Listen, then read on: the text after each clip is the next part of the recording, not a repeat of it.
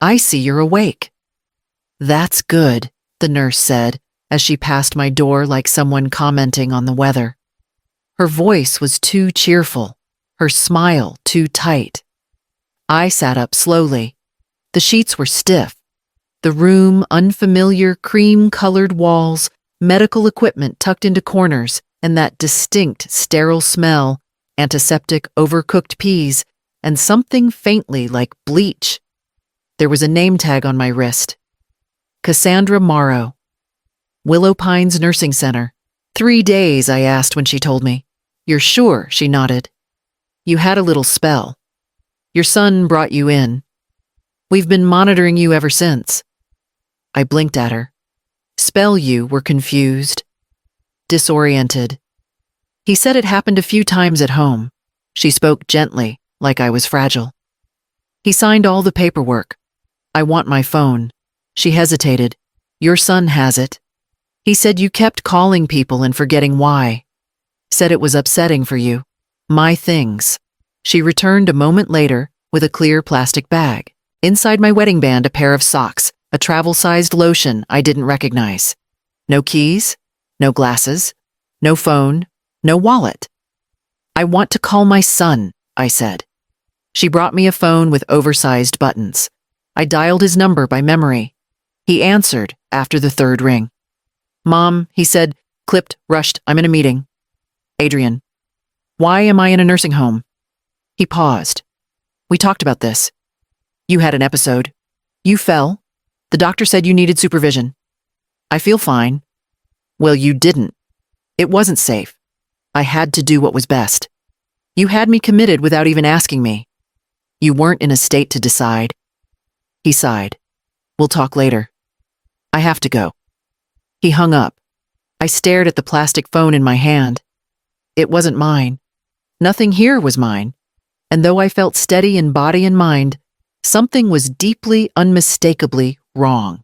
I placed the phone down and looked around the bland room, already calculating. If I was going to get out of here, I had to start by playing along.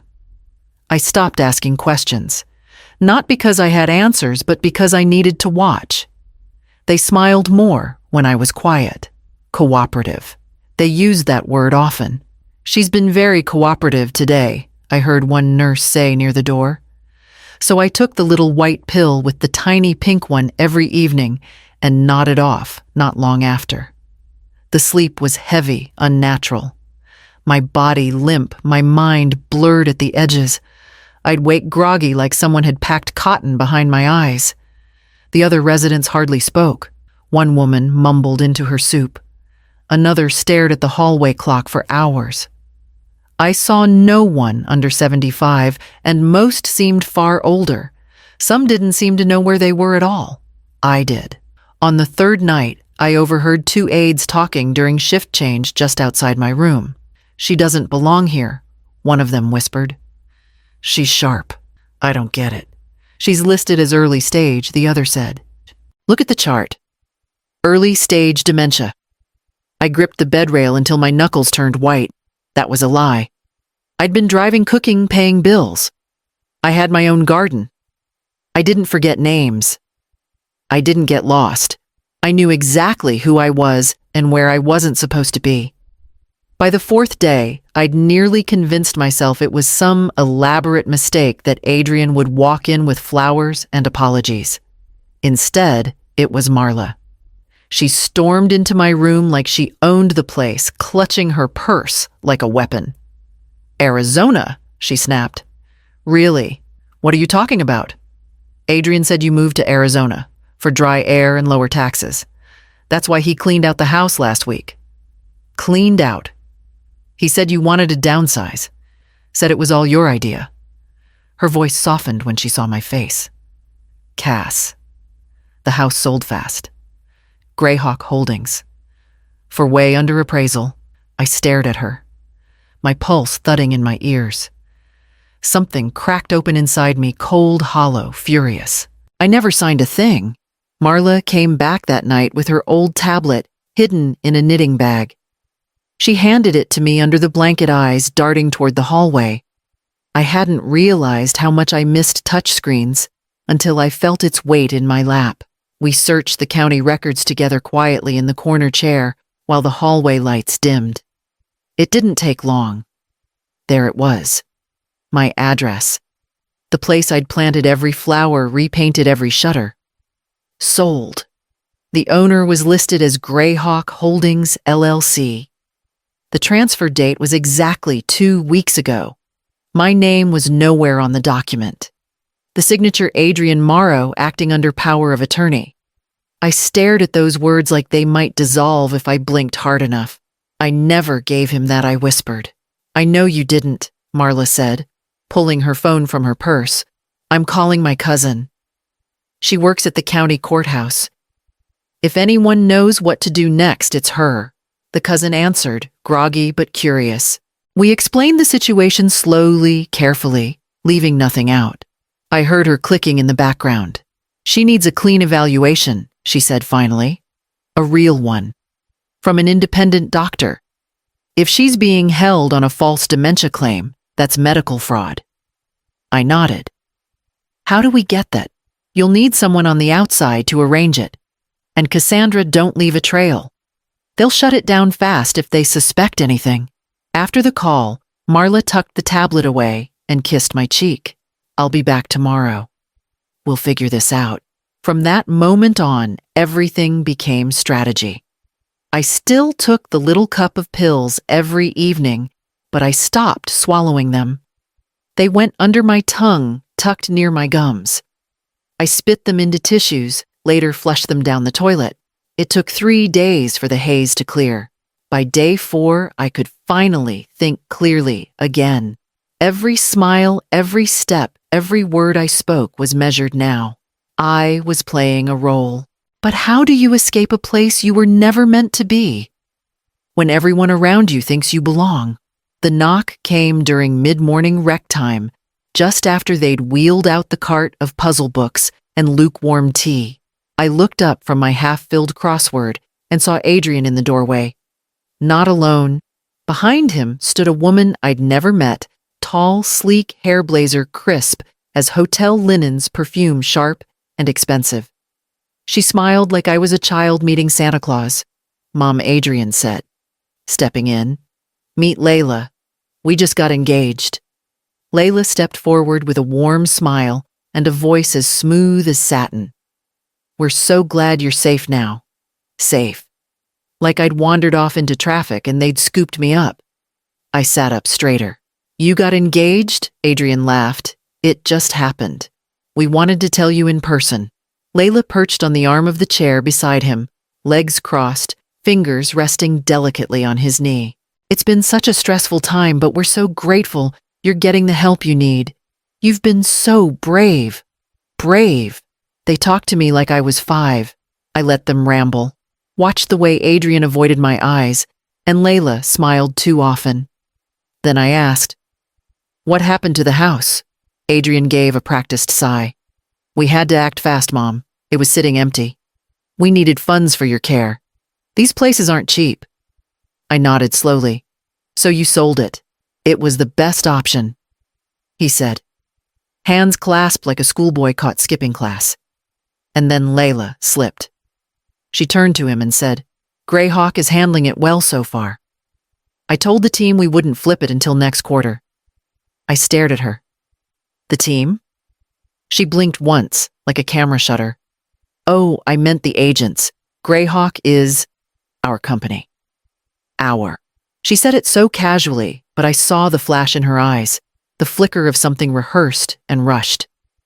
This wasn't about my care. This was a setup. I stood. I'm tired. I think we're done for today. They left after a round of condescending hugs. I watched them walk out, my heart thudding hard and fast. The woman arrived just after lunch, blending in with the volunteers who came to read to residents or deliver magazines. She wore plain scrubs and carried a clipboard close to her chest. If I hadn't known to expect her, I would have assumed she was part of the regular staff. She smiled at me. Cassandra Morrow. I'm here to spend a little time with you today. Her tone was warm, but her eyes were alert, watchful in a way the others weren't. We walked together to one of the small activity rooms. She closed the door behind us and lowered her voice. I'm Dr. Weller. Marla's cousin arranged this. We're going to do a full cognitive evaluation, all right? I nodded. My palms were damp. She began immediately short recall, long recall, word association problem solving. Then math, the kind that required actual thinking, not rote memorization. She asked for details from my past week, past month, past year. Not once did my mind stutter. 2 hours passed without me realizing it. When we finished, she leaned back in her chair, whistling softly. Well, she said, smiling, you're sharper than me. Relief flashed through me, but she wasn't done. Whatever happened to you, she continued, wasn't dementia. You were medicated. Benzodiazepines, if I had to guess. Low doses. Just enough to cloud awareness and create gaps. They wear off fast, which is why you're clear now. A cold wave moved through me. Anger, betrayal, disbelief, all folding into something steely. Dr. Weller took out a form and began writing. She filled page after page with notes, then signed the final line with a firm stroke. This report is thorough. It documents every part of your evaluation and my findings. Keep it safe. Right on cue, Marla slipped into the room with her knitting bag. The doctor handed the report to her discreetly. Marla tucked it deep inside the yarn, zipped the bag, and gave me the smallest reassuring nod. Proof. We finally had proof. Dr. Weller squeezed my hand before she left. Find a lawyer, she murmured, and move fast. I exhaled slowly, feeling my mind sharpen into purpose. The next step was already forming in my head as Marla and I walked back toward my room. Thomas Leary looked like he hadn't slept in a year. His tie was crooked, his briefcase scuffed, and his eyes had the kind of exhaustion that came from seeing too many versions of the same story. He didn't interrupt while Marla and I told him everything from the dizzy spell to the sedatives to the forged sale. He listened with his hands folded, his gaze steady. When we finished, he leaned back and said, I've seen this before. They don't see people, just property, assets, something to manage, move, or liquidate. He took the evaluation from Dr. Weller and scanned it, nodding. This is gold, he said. I'll file for immediate discharge from the facility. 3 days later, the administrator called me into her office, looking flustered. There's been an update to your chart, she said carefully. We'll be arranging your release. No apology. Just the system folding inward, pretending it had never failed. Marla was waiting out front in her car when I walked out with my paper bag of belongings. I didn't cry. I didn't look back. I didn't go home because it wasn't mine anymore. That fact settled in like cold water under the skin. I stayed with Marla. Her guest room had a stiff mattress and a drafty window, but it was safe, quiet. The next morning, Thomas filed for an emergency injunction to freeze Adrien's access to my remaining accounts, my pension, my investments. He warned it wouldn't stop everything yet, but it would slow them down. Then he began digging. 2 days later, he called. Greyhawk Holdings is a shell. No employees, no office, just a P.O. box and one listed director. I held my breath. Layla Carter, he said flatly. I said nothing for a long time. It didn't feel like a revelation. It felt like confirmation. She's not just a fiancée, Thomas added. She's a predator. We'll need to move fast. That night, I sat at Marla's kitchen table staring at the printout he'd handed me with Layla's name at the top. They had planned this together. Every step. Every lie. And now it was my turn to start planning too. The courtroom was colder than I expected. Not physically, just in tone and silence, in the way no one made eye contact until it was their turn. Adrien sat across from me in a suit he didn't wear well. Layla wasn't beside him. She was smarter than that. His lawyer stood with a practiced sympathy. Ms. Morrow has had several incidents in recent months, he began. Episodes of confusion, forgetfulness, even paranoia. Her son acted out of concern. He waved a paper in the air. "This is a statement from Dr. Vernon Hale, a licensed geriatrician who evaluated her last month." I leaned toward Leary. "Who is that?" I whispered. "You've never met him," he muttered back. "Watch." They submitted Hale's statement. It was full of vague diagnoses and generic phrases: cognitive slippage, moderate disorientation, poor decision-making. All fake. When it was my turn to testify, I walked to the stand. Slowly, not to seem frail, but steady. I answered every question clearly. I recalled names, dates, my address, the medications I had and hadn't been prescribed. I described the facility, the staff, the pills I hadn't taken. Then Dr. Weller took the stand. She didn't dramatize, just facts. My test scores, my recall, my motor functions, my unmedicated evaluation. "She is mentally sound," Dr. Weller said firmly. "She was intentionally sedated before being committed." The judge nodded slowly. Then Leary stepped forward with the copy of the power of attorney. "This document," he said, "is notarized on June 11th. According to Adrien's own testimony, Cassandra Morrow was unconscious and medicated by June 6th. The room shifted. The judge asked Adrien's lawyer if they could explain the discrepancy. He fumbled. Adrien stared at the table. "This court takes allegations of elder fraud seriously," the judge said, voice even. "There is now sufficient reason to believe this document may be forged. Further, I am freezing all associated assets and halting further proceedings until a criminal investigation is initiated." She turned to Adrien. "You may be facing felony charges, Mr. Morrow." He looked up at me for the first time in weeks, his face, pale lips parted. But I had nothing left to give him. Layla vanished 2 days after the hearing. No texts.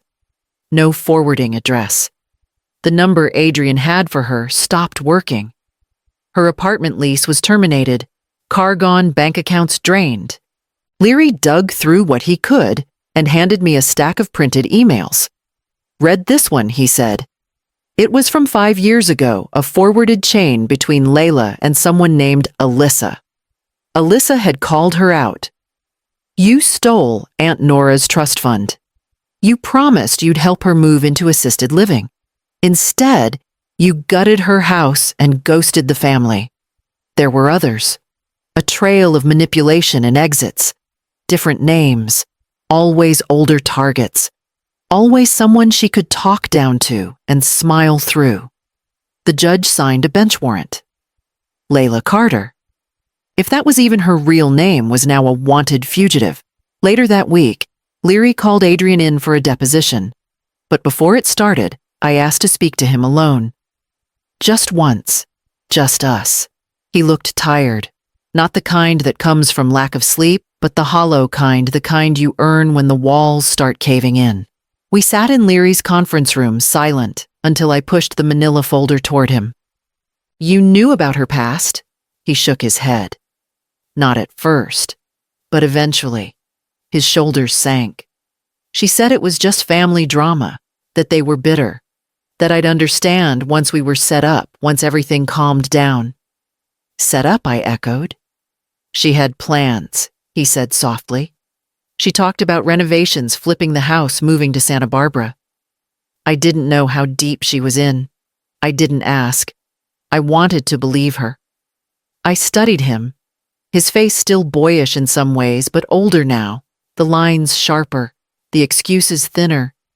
"You let her talk you into betraying your own mother." He rubbed his hands together. "We needed the money. Your place was just sitting there. I thought you'd be safer if someone else handled things." I didn't raise my voice. "You thought I wouldn't notice." His eyes dropped to the table. He didn't deny it. The paperwork came through on a Thursday. Greyhawk, under pressure from the court and fearing exposure, agreed to transfer the deed back. No apologies. Just a courier and a stack of signed forms. Leary handed me the keys with a quiet nod. "It's yours again." I drove there alone. The driveway was cracked. The front gate hung on one hinge. Inside, Every room echoed. No couch, no coffee table, no framed photos on the mantel. Even the curtains were gone, just empty walls and a draft that moved like a memory. I walked the hall, slowly trailing my fingers along the baseboards I'd scrubbed the week after Adrien was born. The kitchen still smelled faintly of lemons, cleaning supplies maybe, but the warmth was gone. I didn't cry. Instead, I found a paint chip on the wall in the guest room, the one I'd meant to retouch last spring. I sat on the floor beside it, pulled off my shoes, and let the silence settle in. This was my home, my mess to restore, my past to rewrite. Later that week, Adrien called. He'd heard about the transfer. "I'm glad you got it back," he said. "I want one thing," I told him. "You'll sign a declaration stating that you will never seek financial authority over me again. Not power of attorney, not healthcare proxy. Nothing." He didn't argue, just asked, "Will that make things right?" "No," I said, "but it will keep them from getting worse." He signed the next morning. I watched him walk away from the lawyer's office slower than I remembered, head bowed. That night, I made a list. Not for repairs or lawsuits or insurance. A list of things I wanted in the house again.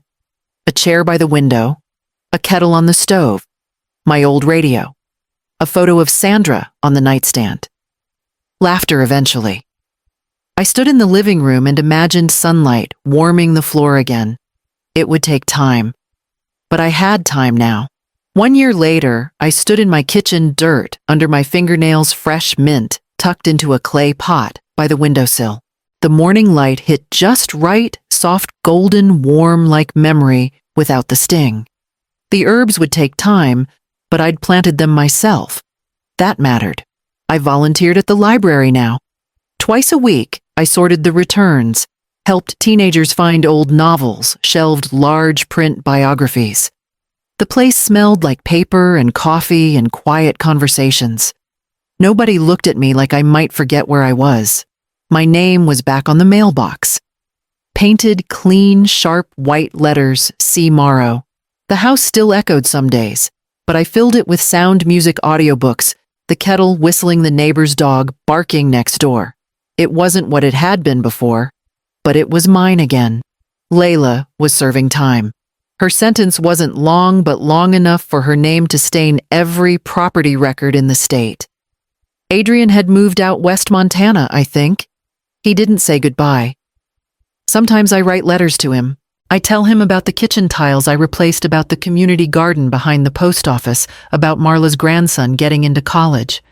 I write until the paper's full, then I fold it, once set it in a drawer and leave it there. I don't send them. I don't need to. I've stopped hoping for anything from him. That's not bitterness, it's peace. Some ties don't need to be cut. They just unravel when they're no longer held. Yesterday, I bought a small table from a flea market. Painted it blue, not navy, but something brighter. I put it by the front door and set a vase of fresh daisies on it. They made the whole room feel lighter. No one walks through this door unless I invite them. No one signs for me again. No one speaks for me again. I am not a woman who needs rescuing. Not anymore.